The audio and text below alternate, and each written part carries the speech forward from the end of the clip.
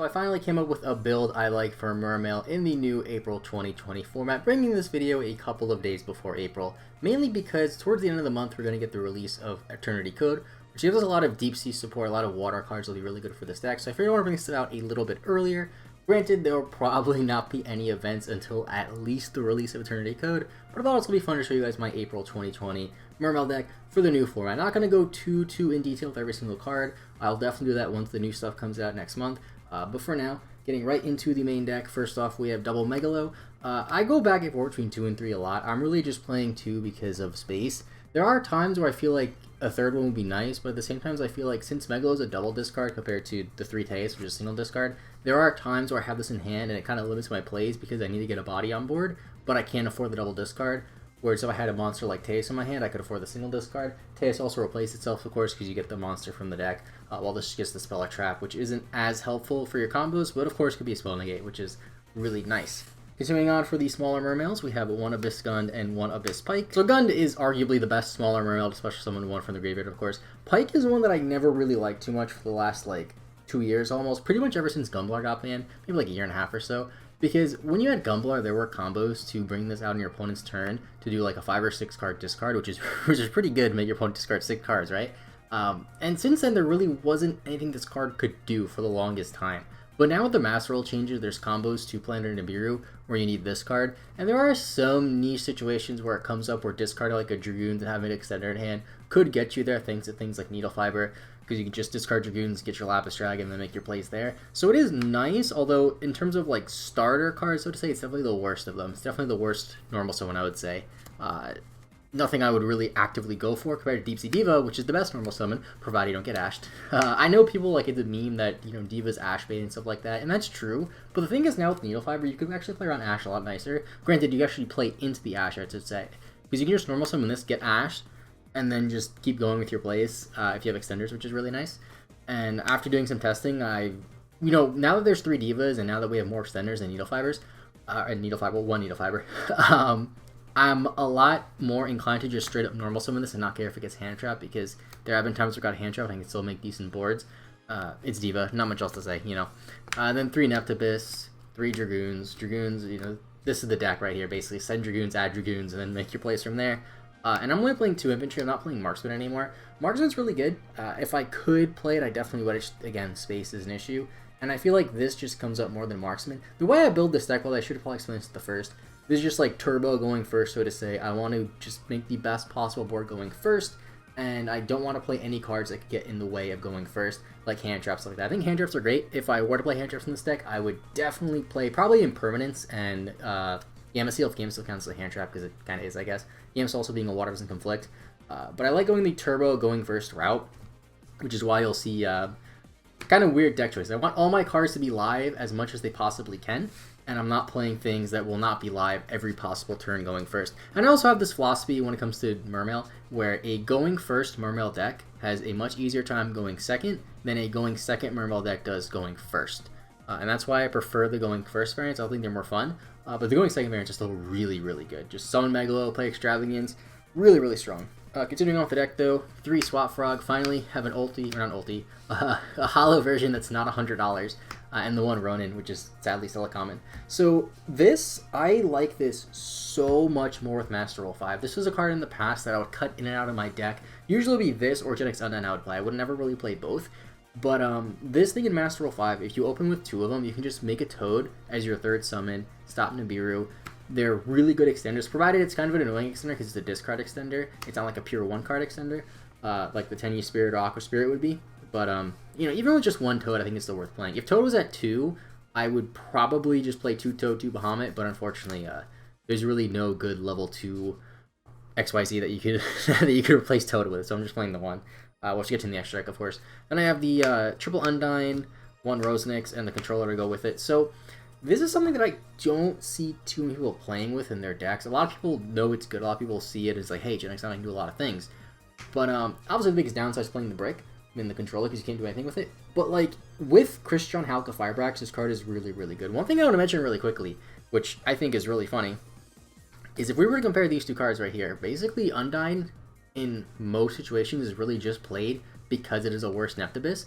But Gen X Undyne on its own can get you 5 Link material, while Neptibus on its own can only get you 4, which is something to keep in mind. It's definitely a really great card. I think I'll probably end up cutting these once the Deep Sea Sword comes out. I think playing 3 Aria and maybe a couple of the new Deep Sea main deck monsters or other extenders could be really cool, because, you know, in theory, you're really just playing this because it's another starter, while the Deep Sea Aria could just get you your starter in Neptibus, because you know Deep Sea Aria is basically a Rhoda for a level 4 lower Sea Servants.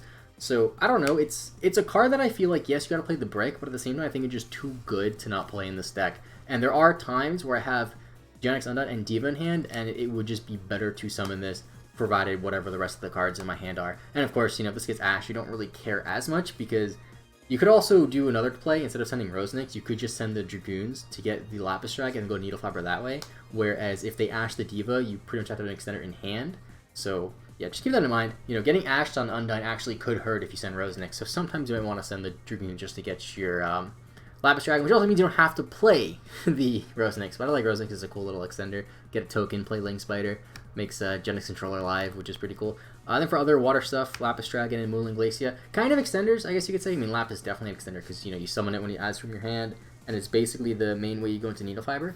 But Moonling could be an extender. I just hate linking this card away because, you know, I see people, they do like these really cool Mermail combos, and they link the Moon away, which is cool, but like, if you make this really cool board with like discards and interruptions, and then you link your Moon away, you skip your battle phase. So it kind of makes a lot of those negations kind of worthless because you can't, like, you put your opponent in a situation where they can't really play Yu-Gi-Oh, but then you can't kill them the next turn, so you just give another turn anyway.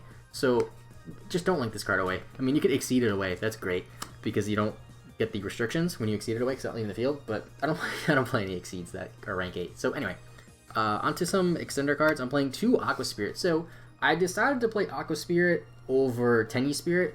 I wanted some 1-card extenders in this deck. I also want to put Monster Reborn here, I guess, which is going to the spells, because I wanted to play 1-card extenders, which is why I put these 3 in the deck. I wasn't playing Reborn for a while, put it back in the deck, because I want those 1-card extenders, which I said like 8 times, because there's a lot of situations where it's like, oh hey, this plus 1 extender is a really good combo. But the issue with your other extenders in the deck is a lot of your extenders, like Swap Frog per se, sure is an extender, but you need another card to discard. Neptibus could be an extender, but it has to be discard for effective a water monster, and it doesn't count from Swap Frog.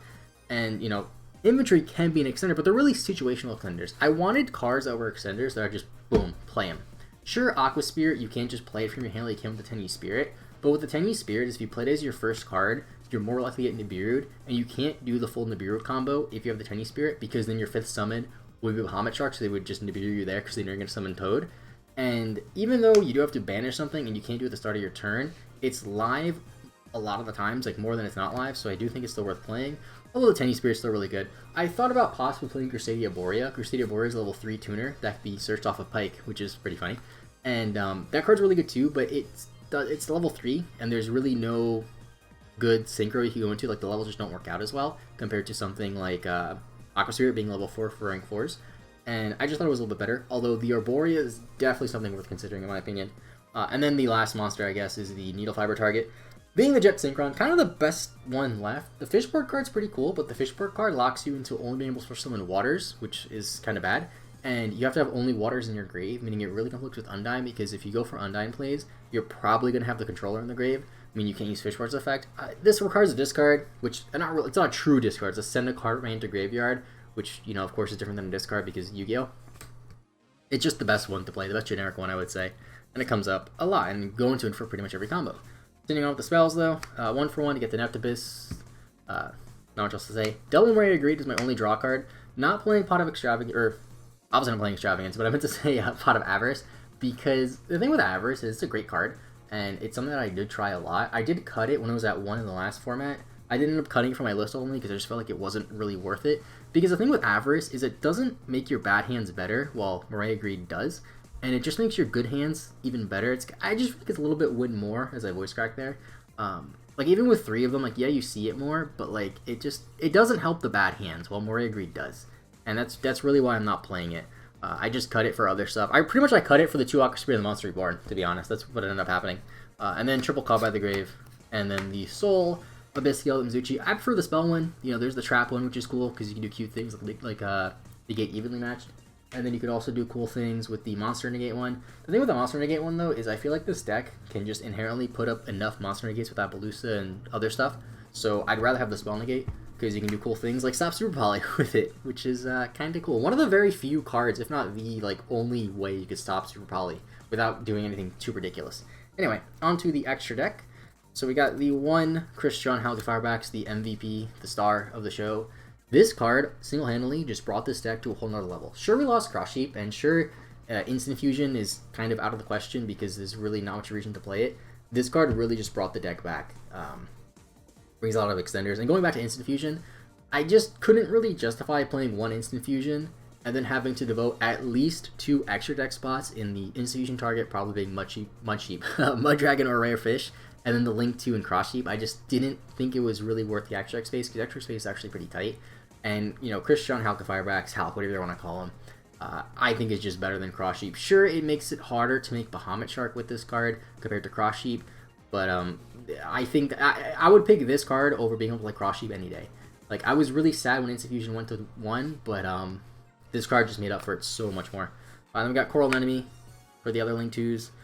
This card's a lot better with Undyne, because Undyne Teus, if you have that in your hand, you could Undyne, send the Neptibus, summon Teus, go into this, bring back the Neptibus, which is really nice. If you're not playing Undyne, it's still worth playing an enemy in my opinion, but I feel like it doesn't come up as much if you're not playing Undyne.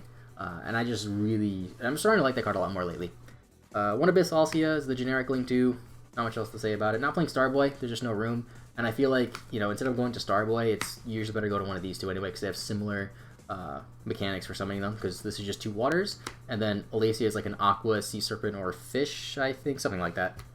And yeah, so you can't use Needlefiber with it, because Needlefiber is a machine, which, by the way, keep backtracking.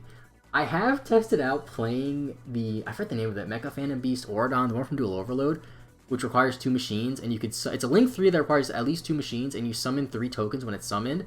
Halka Firebrax has the machine. Jet Synchron is a machine, so you could Halka Firebrax, go to Jet Synchron, go into the Mecha Phantom Beast Link. You're locked out of Link summoning from that point, but it's still something cool. And there's also the Bujin Link, which is really, really cool. But the thing I hate about the Bujin Link is it's basically, the way it works in this deck is basically like a worse Cross Sheep, and you can't link it away, which gets really annoying, because then it just Link 2 material is kind of wasted. But I do still think the Bujin card is really cool in this deck. Same with Union Carrier. I've gotten some comments about Union Carrier, about people playing in this deck, and I haven't tried it personally, I haven't looked into it, but in theory, that sounds pretty cool. And then for Link 1s, Link Rebo. This was my 15th extra deck spot. I kind of put it in on a whim. I was testing a few cards in my 15th spot. I was testing this, testing Draco Sack, I was testing Phoenix, I was testing the Mecha Phantom Beast, Auradon, whatever, testing Borreload, not Borreload Savage. What's a Synchro called? Borreload Savage? I think it is. I just decided to go into this because with Jet Synchron, what you can do is Needlefiber, bring out Jet Synchron, link into this, and then bring back the Jet Synchron to go to an easier Link 4, which is kind of cool. To have an Appaloosa for 3 material instead of 2. And since you don't play generic Link 2s in this deck, because Cross Sheep's not really worth playing anymore in my opinion, this actually comes up a lot more just to link climb a bit easier. And to go back on the whole no generic Link 2 thing, that is something I missed in the Cross Sheep build, but in my testing it really hasn't come up as much for this build, so hopefully not having a true generic Link 2 like a Cross Sheep or a Psyframe Lambda doesn't hurt me in the end. And the last Link one Link Spider. Again, another downside to playing the Gen X Undyne is you kind of got to play the Link Spider, but I feel like Link Spider just offers a lot of combos with the Gen X controller. There are times where I open controller plus Phoenix or Rosenix, and I just discard the Rosenix, get the token, and then go into the center without going to Undyne, which is kind of cool.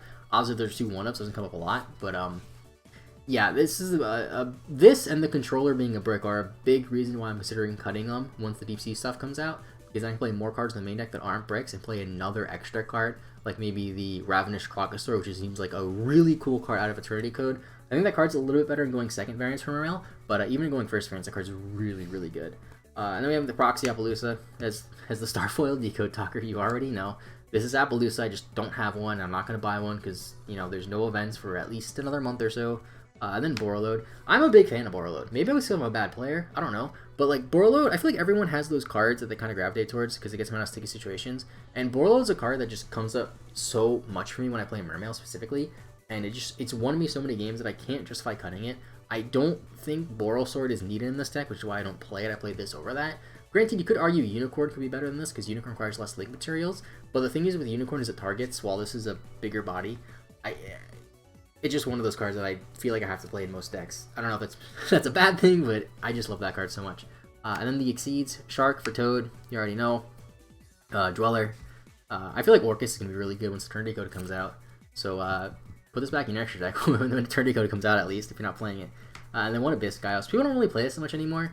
It could be redundant, I'll admit, when you put up an Appaloosa and this, but at the same time, you could make this as your 4th interruption, basically, and you could equip the spell to this as well to get another spell negate.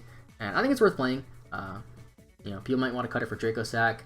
People might want to cut it for Big Eye. I don't think Big Eye's that good in this deck, though, to be honest.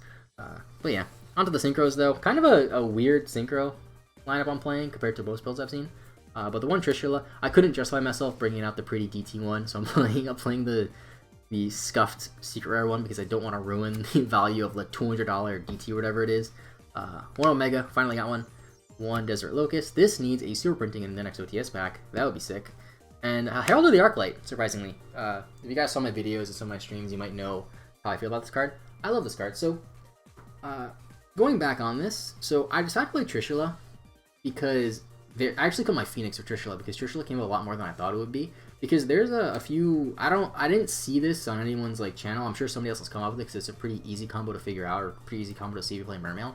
But there's a pretty easy 5-card hand loop you could do, or hand loop. It's not really a loop because I feel like loop should be infinite. Well, anyway, I digress. There's a pretty cool combo you can do where you summon Moulin, and then you synchro into this using Teus and Jet Synchron, and then you have a Netbus on board, and you bring back the Jet Synchron, and you have a Megalo on board, and you synchro 9 into Trishula, or discard another card for 4, and then on their turn you link, or whatever you do, you banish the Halga Firebrax to summon Desert Locust for a 5th card discard, which is really cool. And that's why I'm playing it, because you could go routes in the matchup where you go for discards, or you go for routes like you're playing in Shadalls, you would probably want to put them negates instead. Because you don't really want to discard your opponent's Shadal cards. That doesn't really seem too great. Desert Locust is just, I just love this card so much. It's such a silly card. Like, it's a Desert Locust. It's a TCG exclusive too. I didn't know that, but for some reason it is. And it needs a super printing. And it's a discard, basically. And it's a tuner. So that does come up. I should mention that. So if you hard make Toad and go into Hulk, what you could do is detach Toad for Toad, summon Swap Frog, Hulk Firebacks, go Desert Locust, discard 1, and then Quick Synchro with this and the Toad you just summon, or Swap Frog you just summon, and go into Omega, which is kind of cool. Granted, you could do that with Borreload Savage as well. Borreload Savage is a card that I really considered playing, but the thing is, I didn't want to play 2 level 8s because I figured in a lot of situations they do a lot of the same things, because they both get rid of a card, so to say. And a lot of times with Borreload Savage Dragon is you would only put up, like, you would equip like a Link Spider or a Link Rebo. It was pretty rare that I was able to get anything better than Link 2 to it, which might not be the best reason not play the card, but I just felt like I would rather play Omega, and I'd rather play Heart of the Arclight, because I'd rather have more diversity with my levels as well, because this, so if you don't play Undyne, don't play Arclight, because it'll like never come up, but this comes up with Undyne so much. So you have Undyne plus 1 extender, I'm pretty sure, if I'm remembering right. You could make Appaloosa with 3 negates, and then this, which is an Omni negate and a Macrocosmos-like card. So it's kind of like a floodgate as well. Really, really cool. And yeah, that's pretty much it for the deck. I am really, really liking this variant of Mermail with Halka Fireback. Score's going to change a lot once we get the new support from Eternity Code, and once we can actually play in events again, because right now Yu-Gi-Oh's like canceled. I don't have much of a side deck right now. This is my old side deck. I'll work on that later once we figure out what the format is, but pretty much just Nibiru's and stuff like that. Either way, I love this deck. I'm going to do some more testing, more test hands, and I'm going to look into the more Eternity Code stuff probably the next couple of days, and I might bring you like an Eternity Code combo video with Mermails coming up before Eternity Code comes out, and I also do plan on doing a test hand video with this deck, so be looking for that. So thanks for watching. Leave a like if you enjoyed, subscribe if you're new, in the comments down what you think about my deck. If you think I can make any improvements, any combos I don't know about, if you want to let me know, please let me know, because I love when you guys tell me stuff on this deck that I don't know, because it helps a lot. And either way, I'm rambling, so thanks for watching. Leave a like if you enjoy. I'll see you all next time, and bye-bye.